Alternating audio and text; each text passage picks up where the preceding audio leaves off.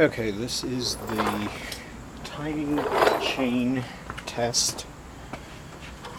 And if I can get in here, there's this much free play right now with the breaker bar. So, great. So that in mind, I'm going to go ahead and turn it. Okay, you can see it started moving there. And now I take up all the slack here.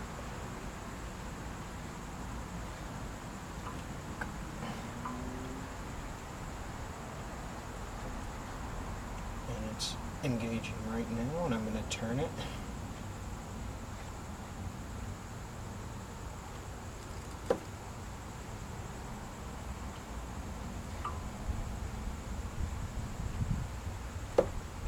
So it's probably about normal, or maybe